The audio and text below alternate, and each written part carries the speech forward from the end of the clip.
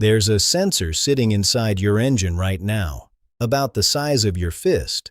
It cost the manufacturer roughly $12 to produce, and it is single-handedly responsible for how your engine breathes, how it responds when you press the gas, and how much fuel it burns on every single mile you drive. Most drivers have never touched it. Most mechanics won't bring it up, unless they're about to charge you $400 to replace it. And the uncomfortable truth? 94% of American drivers have no idea this sensor exists, or that it's probably dirty right now, quietly degrading the engine they depend on every single day. I'm going to show you exactly what this sensor does, how it deteriorates, what that cost you without you even realizing it, and how to fix it yourself in 20 minutes for less than $10. With no special tools, no lift, and no mechanical background required, this isn't a modification. It's not an upgrade. It's maintenance your car already needs. Maintenance that should be clearly spelled out in your owner's manual, and isn't. And once you understand it, you'll never look at a rough idle, a sluggish throttle response, or an unexplained drop in fuel economy the same way again. Pay close attention to what I'm about to explain, because it changes how you think about your car permanently. Every modern fuel-injected engine, doesn't matter if it's a 4-cylinder commuter, a V8 truck, or a turbocharged sport coupe, runs on a very precise balance of air and fuel. That ratio has to be nearly perfect for combustion to be clean and efficient. Too much fuel and you're burning rich. Black smoke, wasted gas, carbon deposits. Too lean and you're generating excess heat, potential misfires, and conditions that cause long-term internal damage. The engine can't see how much air is coming in. It can't estimate. It needs to be told every single second at every throttle input. And the device responsible for delivering that information is called the mass airflow sensor, the MAF. It sits between your air filter housing and your throttle body. Inside it, there's either a hot wire or hot film element. As air flows past it, the air cools that element. The sensor measures exactly how much electrical current is required to maintain that temperature. And from that, it calculates the precise mass of air entering the engine. That data gets sent to your ECU, your engine control unit, dozens of times per second. The ECU crosses it with RPM, coolant temperature, throttle position, and several other inputs to determine exactly how much fuel to inject for each combustion cycle. The MAF is the foundation of that calculation.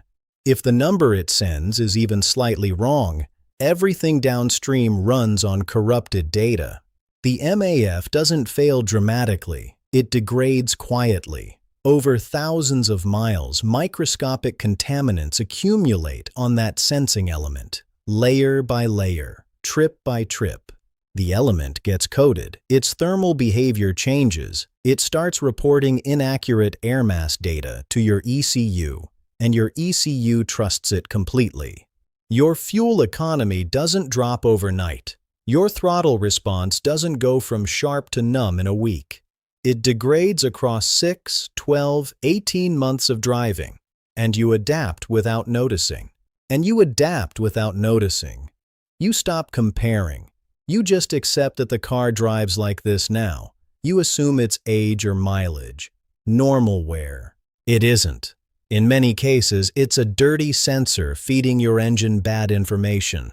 You can have a significantly contaminated MAF with absolutely no fault codes, no warning. That's the trap. And it is exactly why this is unknown to the overwhelming majority of American drivers. Because the symptom never screams at you. It whispers. And most people only respond to alarms. By the end of this video, you'll know exactly how to identify a contaminated MAF, how to clean it correctly, because there is absolutely a wrong way to do this. and how to reset your ECU afterward so your engine can recalibrate and recover the performance that's been bleeding away for months. But first, you need to understand the symptoms your car has already been showing you, because once I name them, you're going to recognize at least 2 or 3 of them in your own vehicle. The first symptom is idle quality. When you're sitting at a red light with the engine running, that idle should be stable, steady, consistent. Most modern engines settle between 600 and 800 RPM at operating temperature and hold there without hunting. A dirty MAF disrupts that stability. The RPM starts drifting, climbing to 900, dropping to 550, climbing again. The engine feels like it's searching for a rhythm it can't quite find. Some drivers feel it as a slight vibration through the steering wheel. Others just say the car feels off at idle without being able to explain why. That hunting idle is your ECU fighting bad data in real time.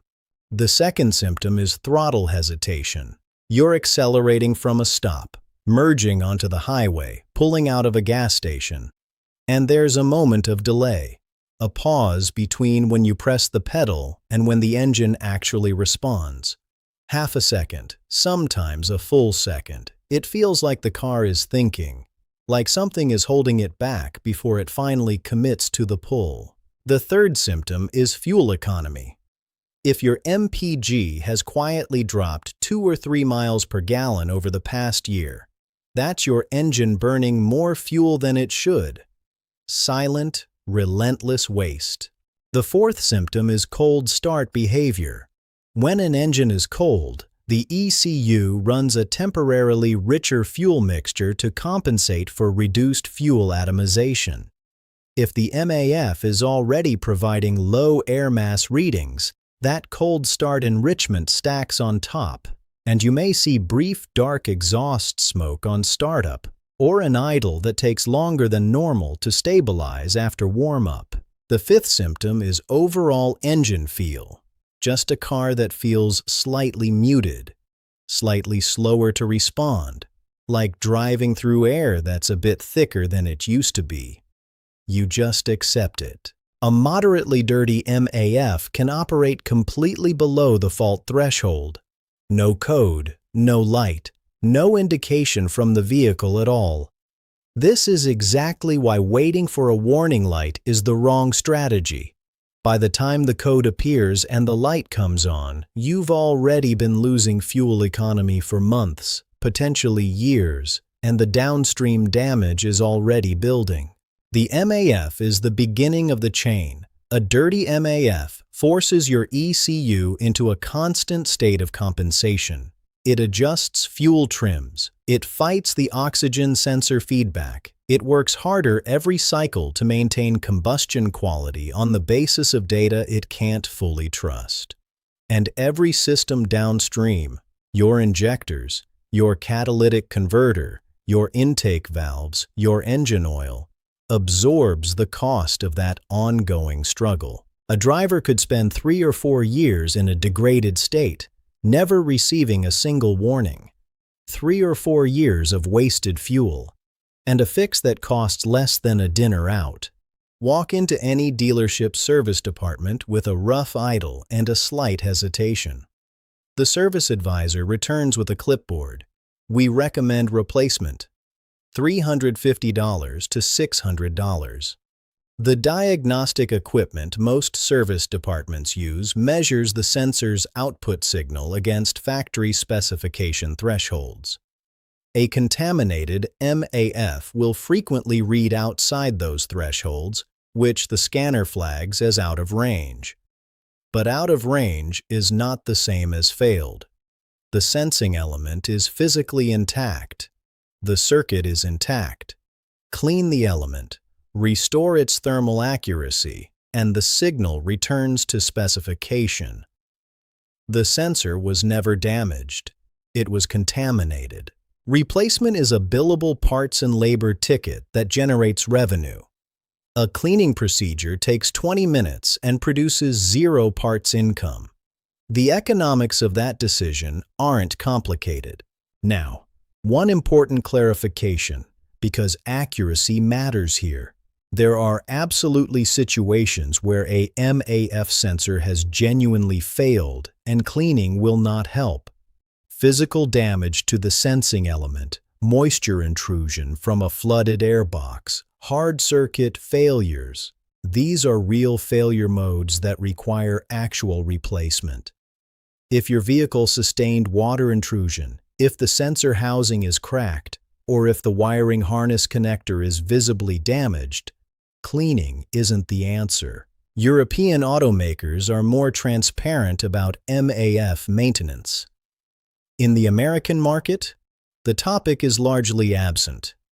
Not because the physics are different, because the service revenue model is different. Hit the like button right now. It directly expands how many people this information reaches. Drop a comment below with your vehicle's year, make, and mileage, and subscribe if you haven't yet. The product you need is a dedicated MAF sensor cleaner. The most widely available option is CRC-MAF sensor cleaner. It runs $8 to $12 at any auto parts store and most online retailers. Do not substitute carburetor cleaner, throttle body cleaner, brake cleaner, or any general-purpose solvent spray. These products contain chemical compounds aggressive enough to damage the sensing element's surface coating or alter its calibrated thermal properties permanently. MAF sensor cleaner is specifically formulated to be residue-free and safe for the sensing element. Use the right product. This is not the place to improvise. Step 1. Let the engine cool completely before touching anything. The MAF sensor's internal element operates at elevated temperatures during use. Introducing a cold solvent onto a heat-soaked element creates thermal stress that can cause microfractures in the sensing wire. Cold engine only. Step 2. Disconnect the negative terminal of your battery. This isn't optional. Working near any electrical connector with a live circuit introduces unnecessary risk.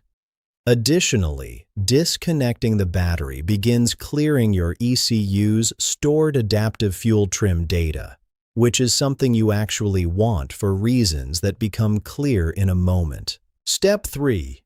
Locate the MAF sensor. On the overwhelming majority of vehicles, it sits directly on the intake ducting between the air filter housing and the throttle body.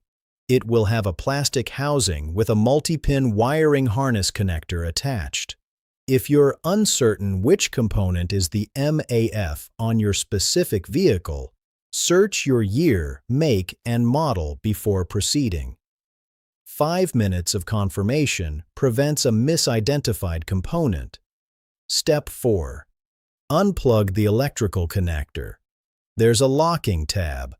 Press it in or squeeze it depending on connector style, then pull the harness straight out along its axis. Don't twist. Don't pry. These plastic tabs are not designed for lateral force. Step 5. Remove the MAF sensor from the housing.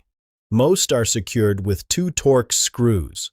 Remove them carefully, set them somewhere they won't disappear, and extract the sensor. Hold it horizontally with the sensing element facing downward. This orientation ensures any dissolved contamination drains away from the element rather than back onto it. Step 6. Spray 10 to 15 short bursts directly at the element. Here is the rule you do not break. Nothing makes contact with the sensing element. Physical contact will destroy it. Step 7.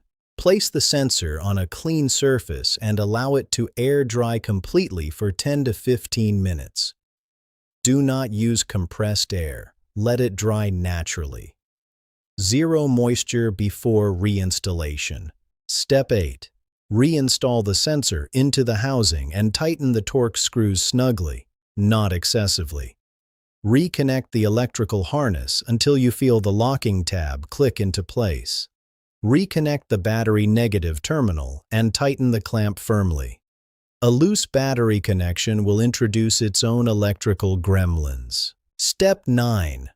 This is where most first-timers leave performance on the table. Before cranking the engine, perform a key cycle sequence. Turn the ignition to the on position, not start, just on, where the dash illuminates and you hear the fuel pump prime. Hold it there for 3 full seconds. Turn it back to off. Repeat this complete cycle 3 times. On the third cycle, hold the key in on for 5 seconds before turning to off. Then start the engine normally. Start the engine and let it idle for 3 minutes. Then take the vehicle for a 20-minute drive. This gives the ECU enough input to build accurate, new fuel trim baselines. If you have an OBD2 scanner, there's a live data stream called long-term fuel trim. It tells you exactly how hard your ECU is working to compensate for what your sensors are reporting. After cleaning your MAF and completing several drive cycles, pull up your LTFT. If it was sitting at +12 before the cleaning and it's now drifting toward +3 or +4, that's your ECU recovering. That's measurable confirmation in actual data that the cleaning made a real difference. This isn't a feeling. This isn't a guess. It's a number on a screen telling you your engine is running better. When a dirty MAF causes a persistent, incorrect fuel mixture, unburned fuel finds its way into the crankcase. This is fuel dilution, which reduces your oil's protection and film strength. On direct injection engines, the situation compounds. Every bit of oil vapor accumulates on the back of intake valves. A rich running engine accelerates this carbon accumulation. $400 to $800 repairs. Understanding your car at this level, knowing what the MAF does, knowing how contamination develops, knowing how to clean it and how to read the LTFT data that confirms the result, puts you in a fundamentally different position than the average driver. You're not guessing. You're not vulnerable to vague diagnostic language and a surprise invoice. You understand what's happening and you can respond to it intelligently. Take care of your engine. It's been working hard for you. Time to return the favor.